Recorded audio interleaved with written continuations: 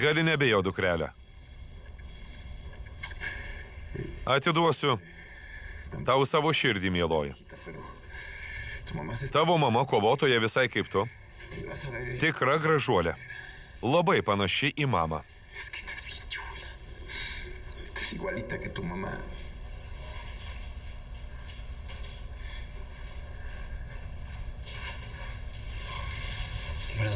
Labas vakaras. Labas vakaras. Būti tėvu nelengva. Aš jūs pažįstu? Ne. Bet aš tave pažįstu, Ferminai. Ir aš visų tavo problemų sprendimas. Apie kokį pasiūlymą kalbam? Noriu, kad parduotų man savo dukrą. Tai pokštas? Neparduosiu savo vaiko. Čia mano dukra. Klausyk, Ferminai. Per tavo skolas buvo užpulta tavo žmona. Situacija tik blogės ir tu tai žinai. Jie nesustos, kol negrąžinsi skolos iki paskutinio cento. Būtų labai liūdna, jei kitą kartą žūtų tavo žmona arba dukrelė, o tada nužudytų ir tave. Kaip aš gyvensiu žinodamas, kad pardaviau savo dukrą? Tu gyvensi, tai svarbiausia. Jei priimsi mano pasiūlymą, judu su žmona susilauksit kito vaiko. Nuo tavo sprendimo priklauso, ar liksit gyvi.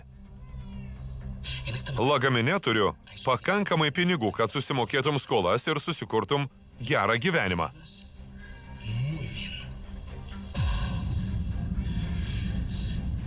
Bet mano pasiūlymas baigs galioti po 20 sekundžių. Atsakyk.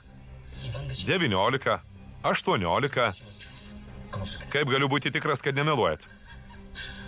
Labai gerai. Labai gerai, šaunuolis.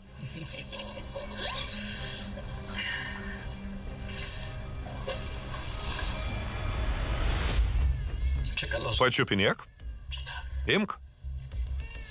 Pats įsitikink, kad kalbu rimtai.